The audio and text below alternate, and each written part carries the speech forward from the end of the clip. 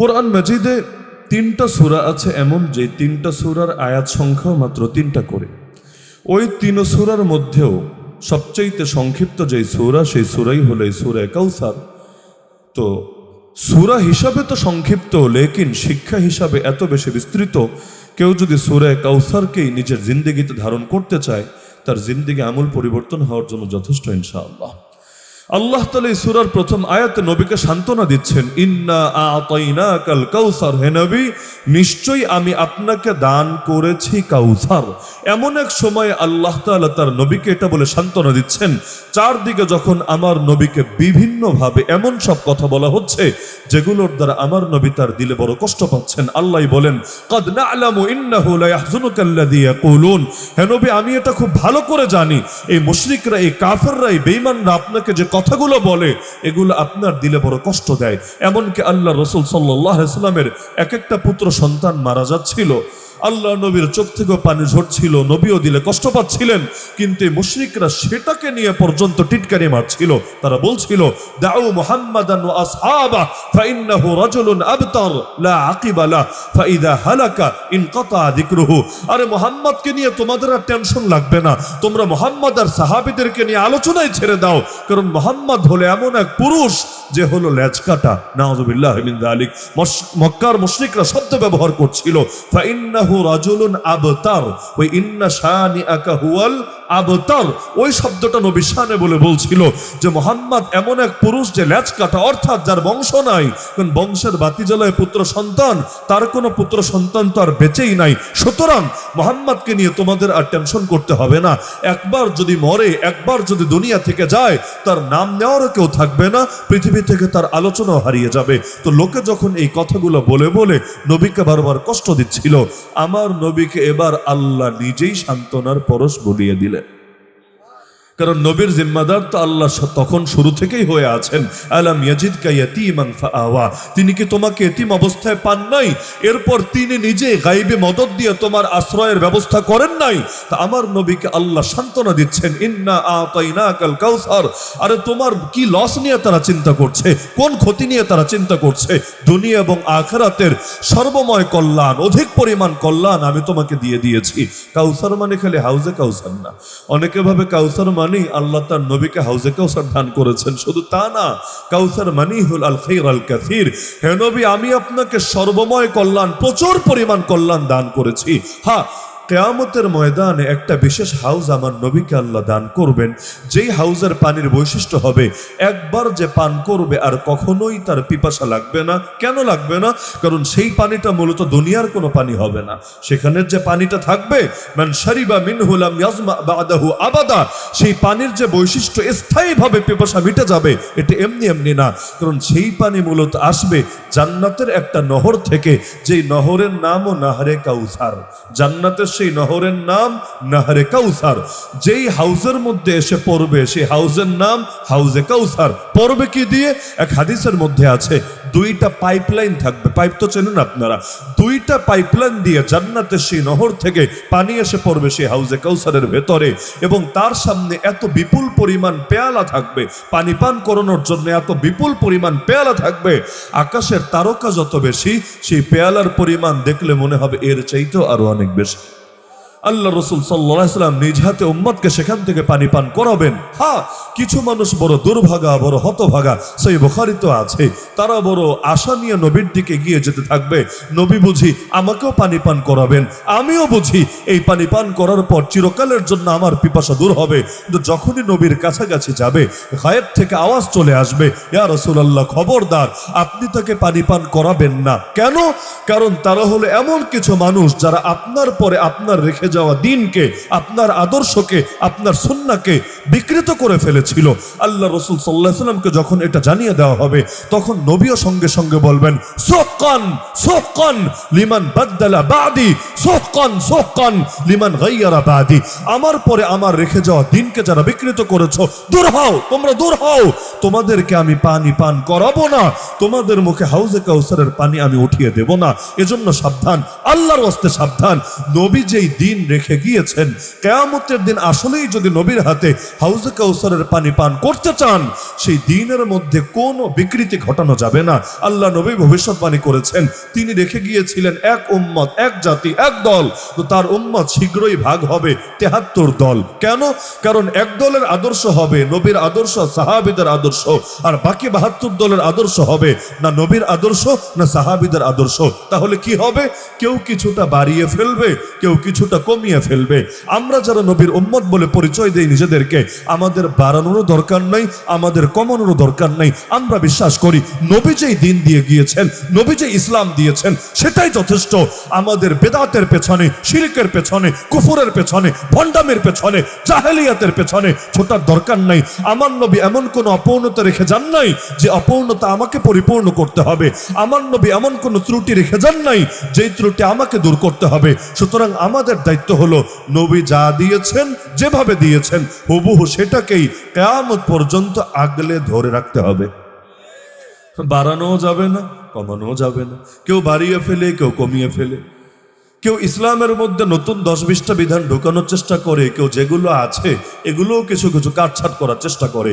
লেকিন কিয়ামতের দিন আসলেই যদি হাউজে কাউসারের পানি পান করতে চান, আল্লাহর ওয়াস্তে কোনটা বাড়ালো সমাজের লোকে, কোনটা কমালো, ওদিকে না তাকিয়ে নবী কি রেখে গিয়েছিলেন সেটার দিকে তাকাবেন ইনশাআল্লাহ। না হলে কি হবে? দিনকে দিন দল বাড়বে আর বাড়বে আর বাড়বে। সবার ব্যানার কিন্তু একই হবে, কারণ নবী বলেছেন আমার উম্মত। নবীর উম্মত কিন্তু হিন্দু না, খ্রিস্টান না, বৌদ্ধ না, এই মুসলমানের 73 দল হবে। ব্যানার সবার একই থাকবে, সবাই বলবে আমরা আল্লাহর বান্দা, সবাই বলবে আমরা নবীর উম্মত। তো কিয়ামতের দিন এদের অধিকাংশই নবীর হাতে হাউজে কাউসারের পানি পান করা সৌভাগ্য লাভ করবে না, আদর্শ পাল্টে ফেলার কারণে। সুতরাং আমাদের ওই দলাদলির পেছনে পড়া লাগবে না। নবী যে আদর্শ দিয়ে গিয়েছেন সেটাই আমাদের জন্য যথেষ্ট ইনশাআল্লাহ।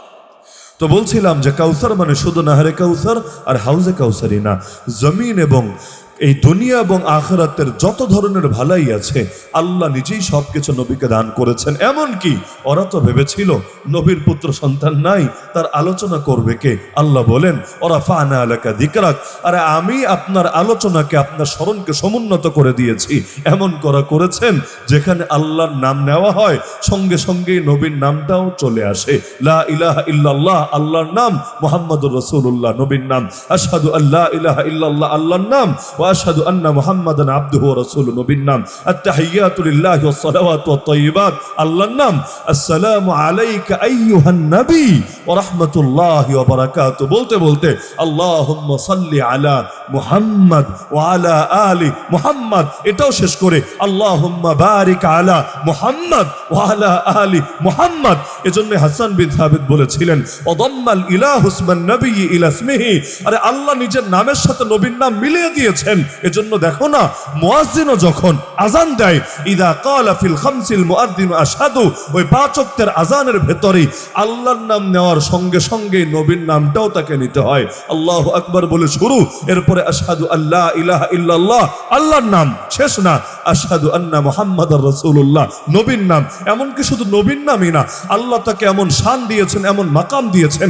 ইমাম শাফি রাহমাতুল্লাহি আলাইহি বলেন ইয়া আলা বাইত রাসূলিল্লাহি হুব্বুকুম ফারদুম মিনাল্লাহি ফিল কুরআনি আনজালাহু ইয়াকফিকুম মিন আযীমিল ফখরি আন্নাকুম মান লাম ইউসাল্লি আলাইকুম লা সালাতা লাহু। হে আল্লাহর রাসূলের আহলে বাইত, হে আল্লাহর নবীর পরিবার বর্গ, আরে তোমাদেরকে ভালোবাসাকেও আল্লাহ ফরজ করে দিয়েছেন।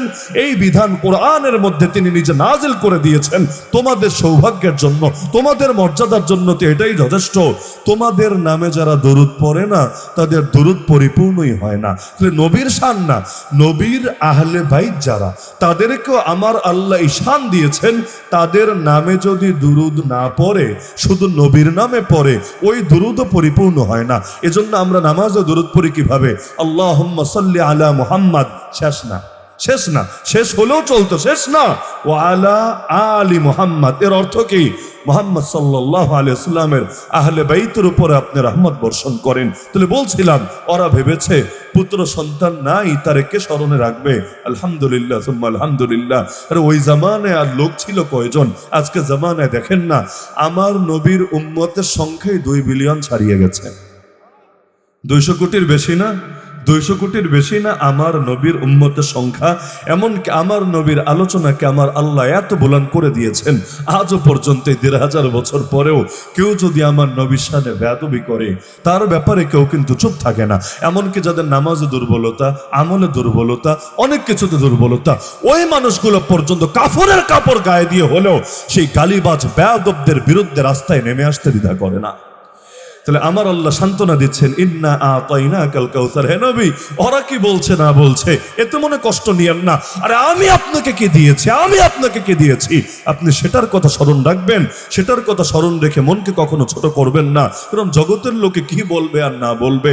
আরে আল্লাহ নিজেই তো বলেন, ওয়ালা সাউফা ইউতিকা রাব্বুকা ফাতারদা, শীঘ্রই তোমার রব তোমাকে এত দেওয়া দিবেন, এত দেওয়া দিবেন তুমি খুশি হয়ে যাবে। কারাগারের জীবনে 3টা আয়াত আমার ব্যক্তিগতভাবে আমার দিলেও খুব সান্ত্বনা হিসাবে কাজ করত। মানে ওই ব্যথা হলে বা কেটে গেলে যেমন সেখানে কিছু লাগালে এটা একটা সান্ত্বনা হয়, আলাদা একটা শক্তি পাওয়া যায়। কারাগারের পুরো জীবনে 3টা আয়াত আলহামদুলিল্লাহ দিলের মধ্যে সবসময় ওই ক্ষতের মলম হিসাবে কাজ করত। এর মধ্যে একটা হলো এই আয়াত, সূরা দুহার আয়াত, ওয়ালা সাউফা ইউতিকা রাব্বুকা ফাতারদা। আরে আজকের দিন যেমনই যাক, শীঘ্রই রব এত দেওয়া দিবেন, এত দেওয়া দিবেন যে বান্দা খুশি হয়ে যাবে ইনশাআল্লাহ। তাহলে আল্লাহ নবীকে সান্ত্বনা দিচ্ছেন, এখান থেকে শিক্ষা নেন। সূরা কাউসারের 1 নম্বর আয়াত থেকে শিক্ষা নেন, পৃথিবীতে বিপদ আসে নাকি আসে না? প্রত্যেকের জীবনে বিপদাপদ লেগে থাকে নাকি থাকে না?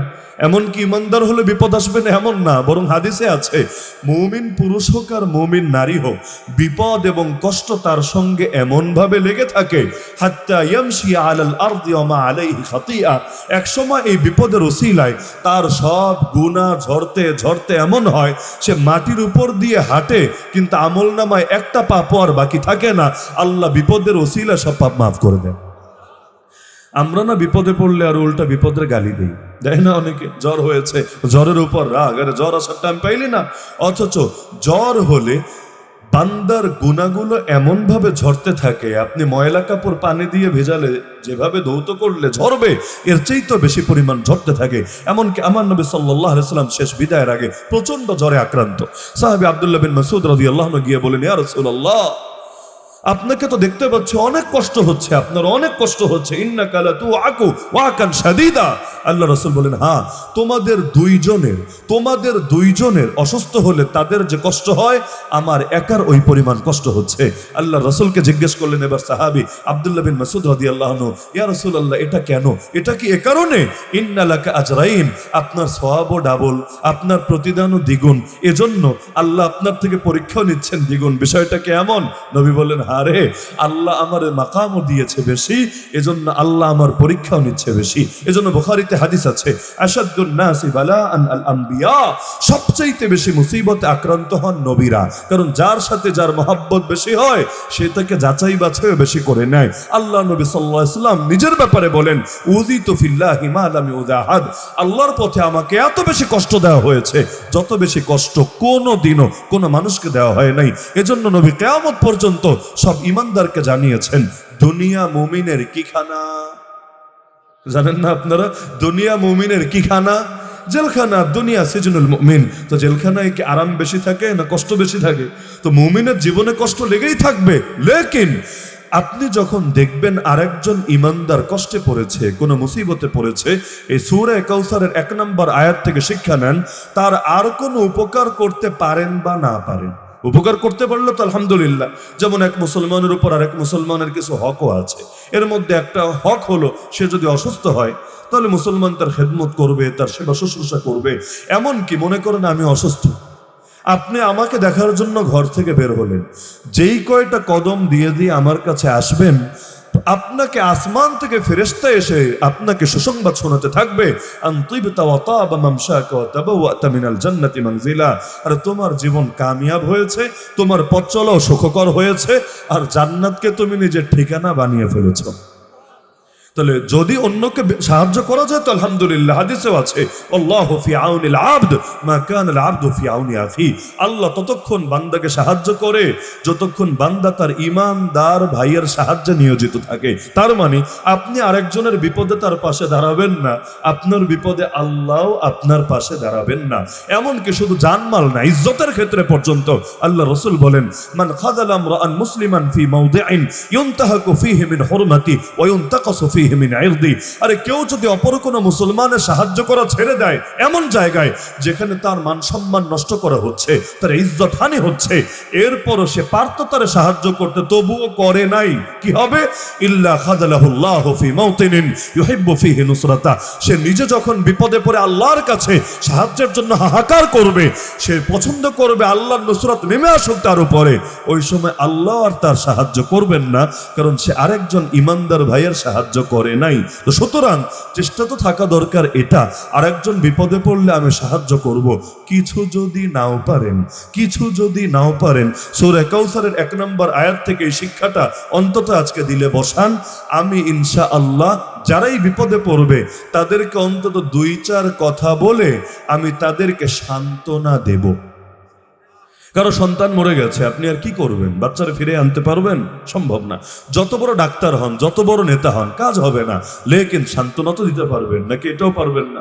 যেমন আল্লাহ নবীর জামানায় কারো যদি সন্তান মারা যেত, আত্মীয় মারা যেত, আল্লাহ নবী তাকে এটা বলে সান্ত্বনা দিতেন, শোনো ইন্না লিল্লাহি মা আখাযা ওয়া লাহু মা আতা ওয়া কুল্লু শাইইন ইনদাহু বিআজালিন মুসাম্মা ফালতাসবির ওয়াল তাহতাসিব। 5টা কথা। 1 নম্বর কথা হলো, আরে যা নিয়ে গেছেন তার মালিকও আল্লাহ। 2 নম্বর কথা, যা দিয়েছিলেন সেটার মালিকও আল্লাহ। 3 নম্বর কথা, আল্লাহর কাছে সবকিছুর মেয়াদ সুনির্ধারিত। এমন না অকালে মরণ হয়েছে, এমন না লেখা ছিল একটা, দুর্ঘটনায় আরেকটা ঘটে গেছে, তাহলে আল্লাহর কাছে যা লেখা ছিল তাই হয়েছে। 4 নম্বর বাক্য, সুতরাং তোমার উচিত সবর করা। 5 নম্বর বাক্য, শুধু সবর করেই শেষ না, আল্লাহর কাছে সওয়াবের আশা রাখা। তাহলে আল্লাহ রাসূল এভাবে বলে সান্ত্বনা দিতেন, আপনিও চেষ্টা করবেন যদি কোনো মুসলমান বিপদে পড়ে তারা সান্ত্বনা দিবেন। দিলে কি হবে? লাভ ছাড়া তো আবার আমরা কাজ করি না। দিলে কি হবে? আমার নবী বলে দিয়েছেন মান আজ্জা মুসাবান ফালাহু মিথলু আজরিহি। যে ব্যক্তি কোনো বিপদে পড়া ব্যক্তিকে সান্ত্বনা দেবে, সে বিপদে পড়ে সবর করে যে সওয়াব পেয়েছে, আপনি সান্ত্বনা দেওয়ার কারণে আল্লাহ আপনার আমলনামায় সমান সওয়াব দিয়ে দিবেন। মনে করেন আমরা যখন কারাগারে 2021 গণগ্রেফতারির পরে সবাই তো জেলে, কিন্তু দেখা গেছে যারা আমাদের চাইতে আরো 2 বছর 4 বছর 5 বছর 10 বছর আগে ঢুকেছে, তারা আমাদেরকে সান্ত্বনা দিত, মাওলানা সাহেব মনে কষ্ট রাখেন না, আল্লাহ সবরের বদলা দিবেন। অথচ নিজেও কিন্তু জেলে, নিজেও একই জায়গায়, এবং আমাদের চাইতে আরো বেশি কষ্টে আছে। আমরা তো মাত্র ঢুকলাম, আর তারা তো থাকতে থাকতে জীবন যৌবন এখানেই কেটে যাচ্ছে। লেকিন সান্ত্বনা যখন দিলে যে ফায়দা হতো না তা না। আলহামদুলিল্লাহ, ওই একটা বাক্য দিলের মধ্যে শক্তি বহুগুণ পর্যন্ত বাড়িয়ে দিত। আবার যখন কোর্ট গারদে দেখা হতো বিভিন্ন পর্যায়ের আলেমদের সাথে, তারাও যখন 2-4 কথা বলে সান্ত্বনা দিত, দিলে শক্তি আলাদা বেড়ে যেত। সান্ত্বনা পেলে ফায়দা হয় নাকি হয় না? সব জানা কথা। একজন মানুষ মারা গিয়েছে, এখন সান্ত্বনা লোকে কি বলে দিবে এটা যে আপনি জানেন না তা না, আপনার জানা আছে, কিন্তু জানা জিনিসটি আরেকজনের জবান থেকে যখন বের হয়, সবর করাটা কিন্তু আলহামদুলিল্লাহ অনেক আসান হয়ে যায়। এজন্য আল্লাহ যদি তার নবীকে সান্ত্বনা দিতে পারে, আপনি সান্ত্বনা দিবেন না কি কারণে? আপনি যদি আরেকজনকে সান্ত্বনা দেন, আল্লাহ তার সওয়াবও আপনারে দিয়ে দিবেন ইনশাআল্লাহ। এজন্য দেখেন, উম্মত যখন পেরেশান হতো নবীর কাছে সান্ত্বনার জন্য যেত। আল্লাহ রাসূল সাল্লাল্লাহু আলাইহি ওয়াসাল্লামের কাছে হেরা গুহায় যখন ওহী আসলো, নবীর গায়ে জ্বর চলে আসলো, নবীজি বাসায় এসে বললেন জাম্মিলুনি, আমার গায়ে চাদর টেনে দাও।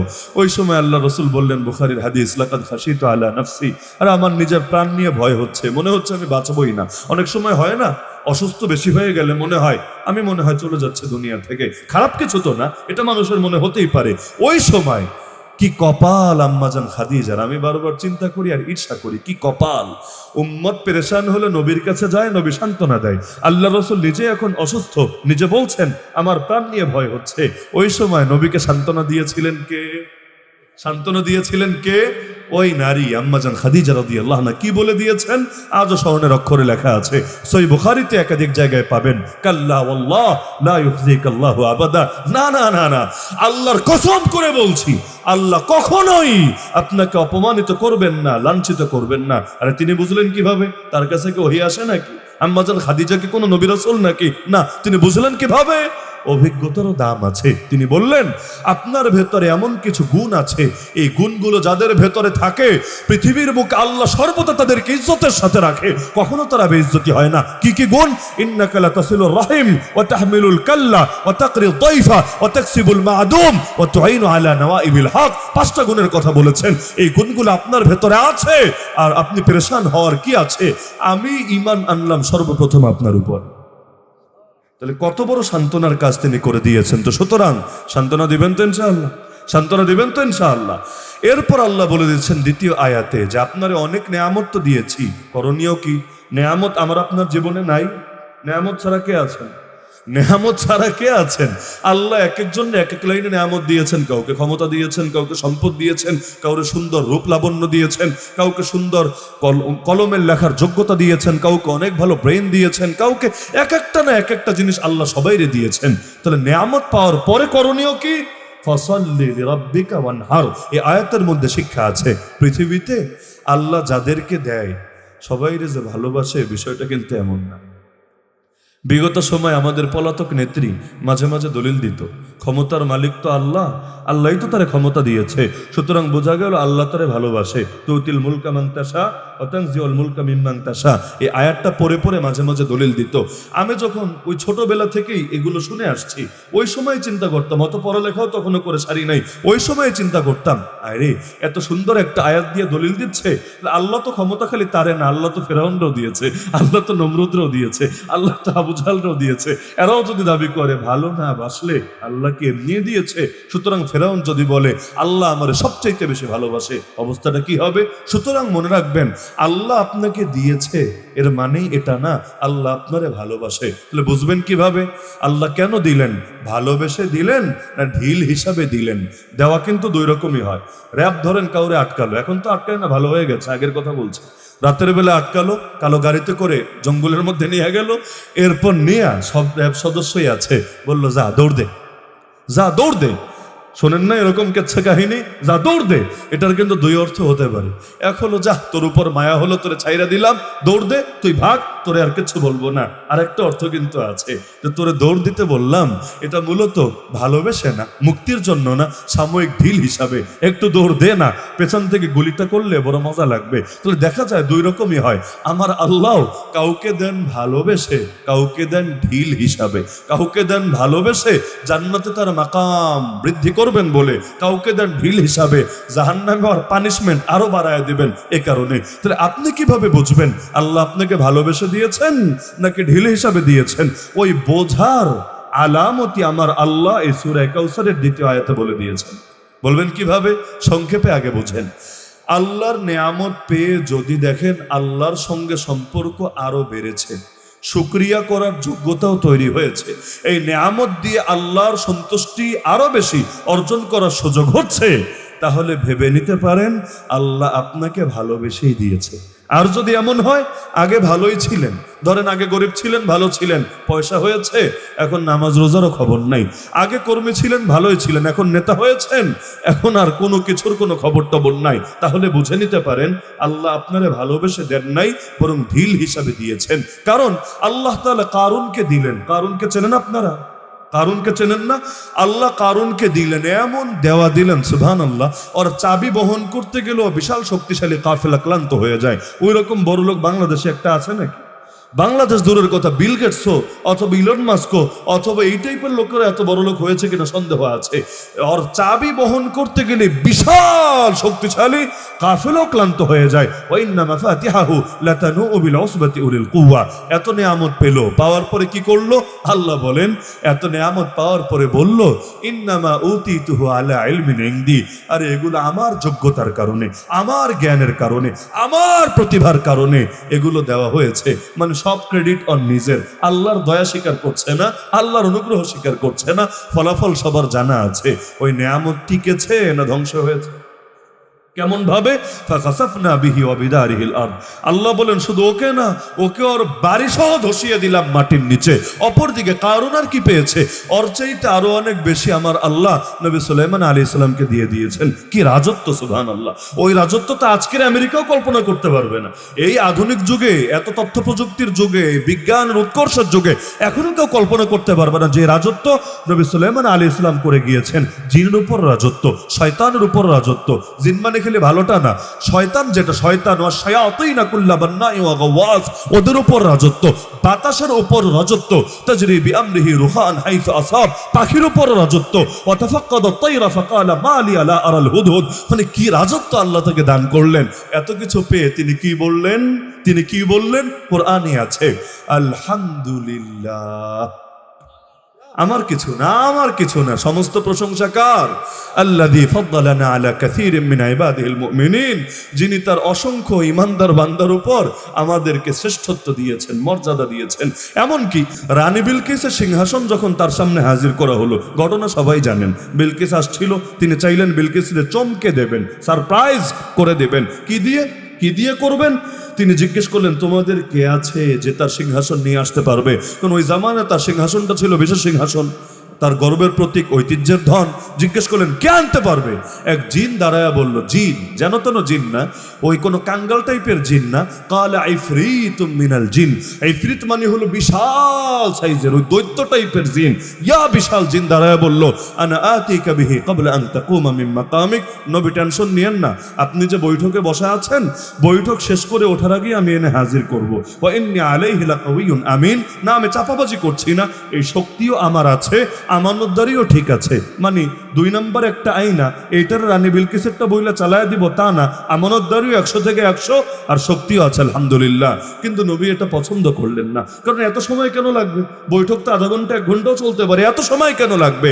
জিন ফেল, এবার মানুষ দাঁড়ায় গেল, সুবহানাল্লাহ। জিন ফেল, মানুষ দাঁড়ায় গেল। ক্বাল আল্লাযী ইনদাহু ইলমুম মিনাল কিতাব। ওই মানুষের যোগ্যতা কি? অনেক পড়ালেখা করেছে, অনেক জ্ঞান বিজ্ঞান জানে না, বড় বিজ্ঞানী, বড় প্রযুক্তিবিদ না, এগুলো কিছু না। ওই মানুষের একটা গুণ আল্লাহ কোরআনে বলেছেন, তার কাছে কিতাবের ইলম ছিল। কিতাব, ওই জামানার কিতাবের নাম জাবুর শরীফ। জাবুর, আমারে বলেন জাবুর, জাবুরের ইলম ছিল তার কাছে। জাবুরের ইলমের পাওয়ার দেখেন। তিনি বললেন, আনা আতিকা বিহি ক্বাবলা আন ইয়ারতাদ্দা ইলাইকা তারফুক। নবী চিন্তা করেন না, আপনার চোখের পলক পড়ার আগেই সিংহাসনে এনে হাজির করব। চোখের পলক পড়তে তো 2-4 ঘন্টা মোটামুটি লাগে। 2-4 ঘন্টা না লাগলো 10-20 মিনিট তো কম লাগে, সেকেন্ডের ব্যাপার। এত দ্রুত সময়ের মধ্যে এনে হাজির করবো। হ্যাঁ, বলেই শেষ না, কারণ এইটা বলার পর টাইম দিলেও তো চোখের পলক পড়ে যাবে, বলেই শেষ না। ফালাম্মা রাআহু মুস্তাকিরান ইনদা, নবী দেখলেন আসলেই তো সিংহাসন তার সামনে হাজির। এটা যখন তিনি দেখলেন, কি করলেন? এ জামানা হলে কি করতো? বলতো তাড়াতাড়ি সেলফি তোল, তাড়াতাড়ি লাইভ দে, তাড়াতাড়ি সাংবাদিক ডাক, আমাদের সরকারের সাফল্য সবাইকে দেখা, আমরা আবিষ্কারে কত দূর এগিয়ে গিয়েছি দুনিয়ারা জানা। এগুলো করতো না, কিন্তু নবী কি করলেন? নবী বললেন, হাদা মিন ফাদলি রাব্বি, হাদা মিন ফাদলি রাব্বি। আর এটা আমার কিছু না, এটা আমার রবের দয়া, রবের অনুগ্রহ, রবের ভিক্ষা। লিয়াবলুয়ানি, রব আমাকে পরীক্ষা করতে চায়। আশকুরাম আকফুর, আমি কি শুকরিয়া আদায় করি নাকি আমি অকৃতজ্ঞ হই?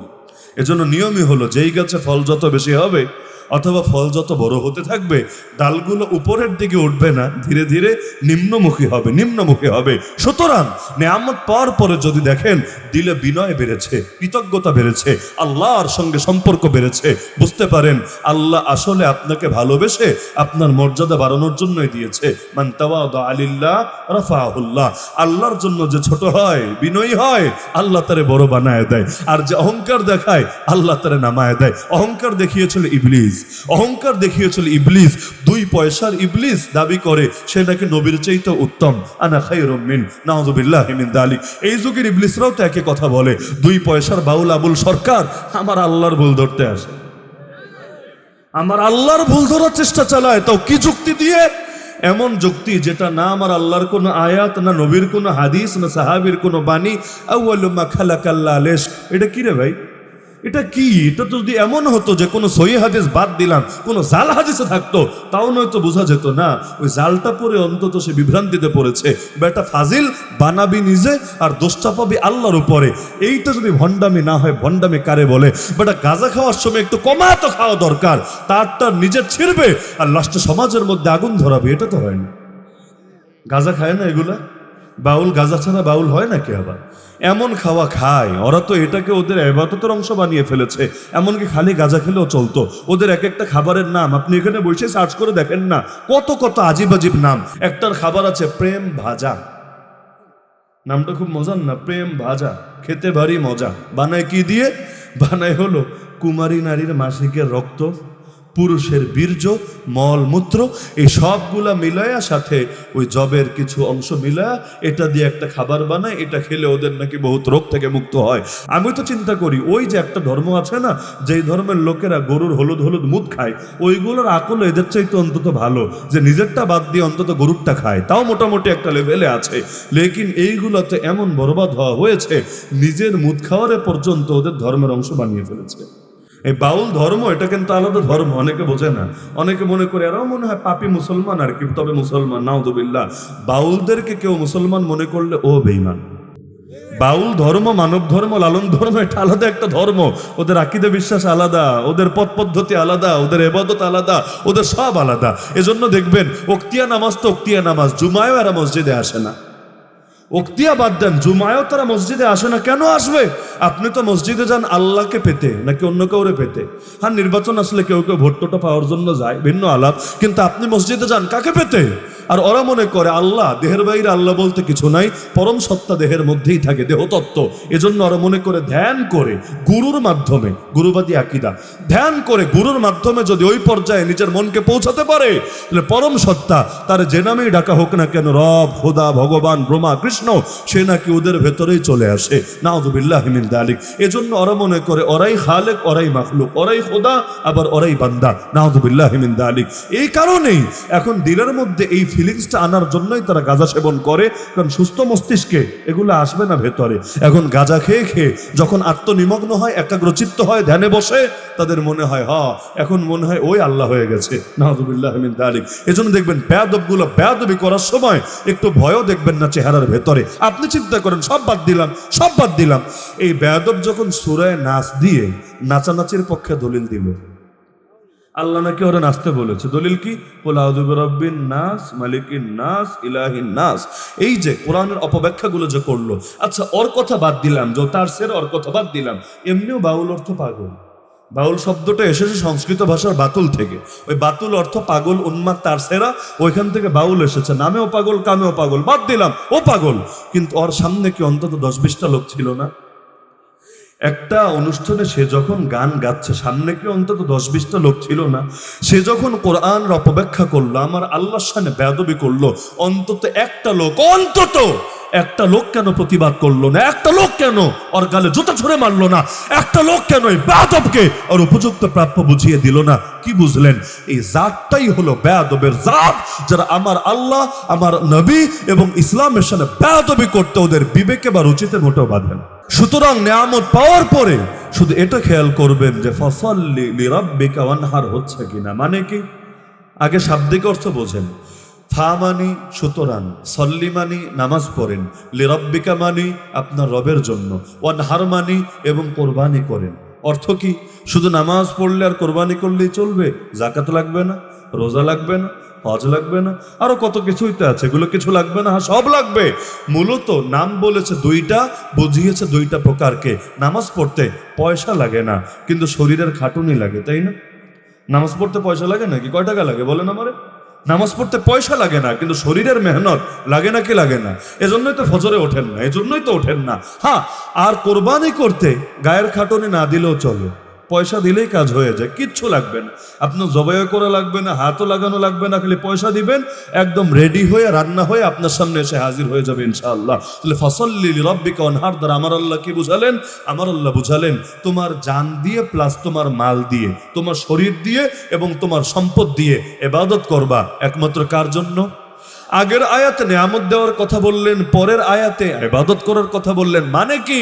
মানে হলো এটা, বান্দা নেয়ামত পাওয়ার পরে তোমার জান আর মাল দিয়ে যদি রবের ইবাদত করতে পারো, এটাই হলো সেই নেয়ামতের দাবি, এটাই হলো তার শুকরিয়া, এটাই হলো তার তাকাজা পূরণ। তাহলে বুঝবা আসলে আল্লাহ তোমাকে ভালোই বাসছে, তোমাকে তার সন্তুষ্টির পথেই চালাচ্ছে। কথা উল্টান। আর যদি এমন হয় নেয়ামত পেয়েছে লেকিন গা দিয়ে শরীর দিয়েও আল্লাহর ইবাদতের তৌফিক হচ্ছে না, সম্পদ দিয়েও আল্লাহর ইবাদতের তৌফিক হচ্ছে না, তাহলে বুঝতে পারেন মনে হয় আপনার কপালে আগামী দিনে বড় দুঃখ আছে, আল্লাহর বড় পাকড়াও আছে। তাহলে নেয়ামত পাওয়ার পরে আল্লাহর ইবাদত কমাবেন না বাড়াবেন? আমাদের তো উল্টা হয়, নেতাজিরা ক্ষমতায় যাওয়ার আগে এক একজনের ধর্মের প্রতি টান প্রেম মহব্বত উপচে পড়ে, আর ক্ষমতায় যাওয়ার পর নামও শুনতে পারে না। দেখেন না, স্বাধীনতা 54 বছর পর এসে এখনো স্লোগান দিতে হয়, নবীর পরে নবী নাই, সংসদে আইন চাই। এখনো এই স্বাধীন দেশে স্বাধীনতার 54 বছর পর এসেও চাইতে হচ্ছে কি চাইতে হচ্ছে? আমার নবীর পরে নবী নাই, এইটা স্লোগান দিয়ে দিয়ে আন্দোলন করে করে সোহরাওয়ার দিতে জমায়েত হয়ে হয়ে চাইতে হচ্ছে। তাও কার কাছে চাইতে হচ্ছে? না হিন্দুদের কাছে, না খ্রিস্টানদের কাছে, না বৌদ্ধদের কাছে, না যারা নিজেদেরকে মুসলমান দাবি করে, নির্বাচন আসলে যাদের মাথা থেকে টুপিই নামে না, নির্বাচন আসলে যাদের দাড়ি সাইজও বড় হয়ে যায় মাশাআল্লাহ, নির্বাচন আসলে যে মহিলাগুলো রাবে আবশ্রী সাজার চেষ্টা চালায় মাশাআল্লাহ, এই মানুষগুলোর কাছে চাইতে হচ্ছে নবীর পরে নবী নাই, সংসদে আইন চাই। অথচ এটা চাইতে হবে কেন? ওর ইমানের মধ্যে কি এই কথা নাই? ওর ইমানের মধ্যে কি এই কথা নাই? যদি না থাকে ও আবার ইমানদার দাবি করে কিভাবে? তাও মনে করলাম ভুলে গেছে, তাও মনে করলাম মাথায় ছুটে গেছে। লেকিন এত বছর বলার পরও যারা আমার নবীর পক্ষে দাঁড়াতে পারে না, আরে কাদিয়ানের ভোট কয়টা? পুরো বাংলাদেশ তন্ন তন্ন করে খুঁজলে কাদিয়ানের ভোট কয়টা? ওই কয়টা ভোট না পেলে কার কি ক্ষতি হবে? এমনকি পঞ্চগড়ে কাদিয়ানি বেশি, ওই পঞ্চগড় ঘুরে এসেও আমার দিল সাক্ষ্য দিয়েছে, ওইখানেও যদি কাদিয়ানির একটা ভোটও কোনো নেতা না পায়, বাকিদের ভোট পায়, তার এমপি হওয়াতে কোনো বাধা থাকবে না, কোনো কিছু আটকে থাকবে না। এরপরও এই গুটি কয়েক নবীর দুশমনদের বিরুদ্ধে যারা দাঁড়াতে পারে না, আমার নবীর হেফাজতের উদ্যোগ যারা নিতে পারে না, ওরা কোন মুখে নিজেকে মুসলমান দাবি করে, এটাই তো আমার বুঝে আসে না। নেতাদের তো অবস্থা আল্লাহ হেফাজত করুক। এই বাউল যখন আল্লাহরে গালি দিল, কয়টা নেতা বিবৃতি দিয়েছে? কয়টা দল প্রতিবাদ জানিয়েছে আমাকে বলেন? কিন্তু আঘাত হলে প্রতিঘাত তো হবেই, ইট মারলে পাটকেল তো আসবেই, অ্যাকশন হলে রিয়াকশন তো হবেই। সে আল্লাহর শানে বেয়াদবি করেছে, সাধারণ মুসলমান উত্তেজিত হয়েছে, উত্তেজিত হওয়ার কারণে কিছু ঘটনাও ঘটেছে।